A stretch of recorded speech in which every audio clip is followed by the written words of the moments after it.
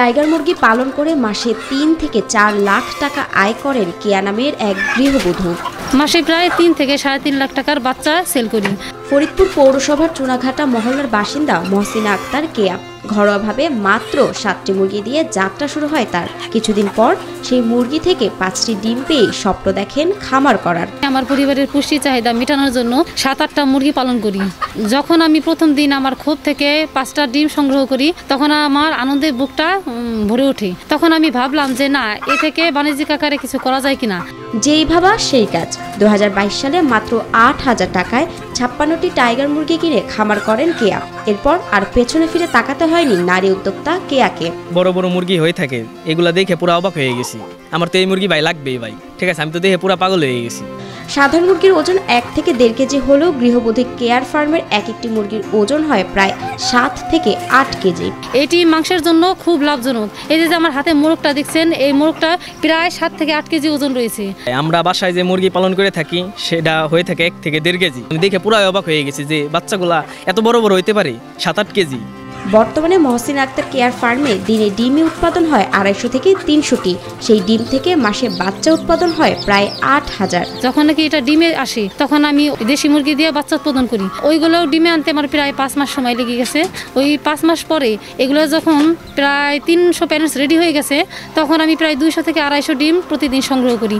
এত ডিম তো আমি দেশাল মুরগি দিয়ে ডিম ফুটানো সম্ভব না। তখন আমি 800 ক্যাপাসিটির একটা ইনকিউবেটর মেশিন নিলাম।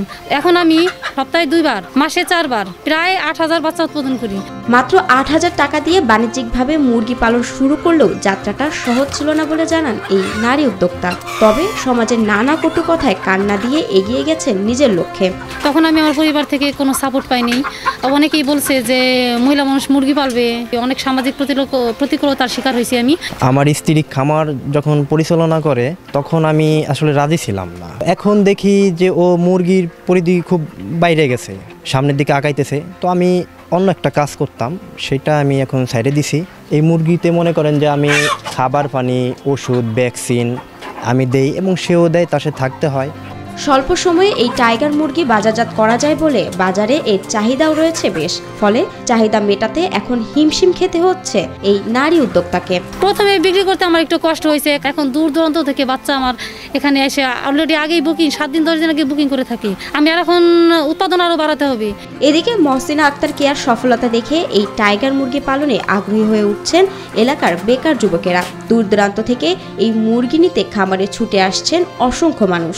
আমার খুব ইচ্ছা আছে যে এরকম একটা খামার করব। এত বড় বড় মুরগি হয়ে যায় খুব অল্প টাইমে।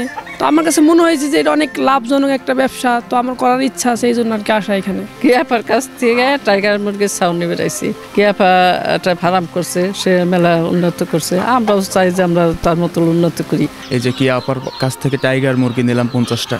তো দেখা যাক কি হয়। শুনেছি এই মুরগিগুলা নাকি অনেক উন্নত মানের বা অনেক ভালো হয়।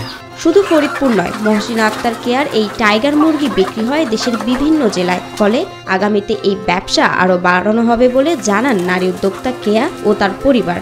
আমি আর এখন উৎপাদন আরও বাড়াতে হবে।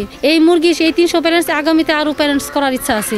বেকার যুবকরা এই চাকরিতে যে টাকা ইনভেস্ট করবে ওই টাকা দিয়ে যদি এই টাইগার মুরগির খামার করে ইনশাআল্লাহ সমাজেও প্রতিষ্ঠিত হতে পারবে, আর্থিক দিক দিয়েও লাভবান হতে পারবে। আমরা এই মুরগি যদি উৎপাদন বাড়াইতে পারি পুষ্টির জন্য, প্রোটিনের জন্য, সরকারেরও কিন্তু একদিকে লাভ হবে। কারণ বিদেশ থেকে আমাদের কোনো কিছু আনতে হবে না। বেকার বাইরে যদি এই খামারিগুলো করি তাহলে আমাদের বাংলাদেশের ভিতরে সবকিছু থাকলো, ঠিক আছে। আমাদের সরকারের বাইরে থেকে আনতে হলো না, আমাদের দেশের সম্পদ দেশেই থেকে গেল।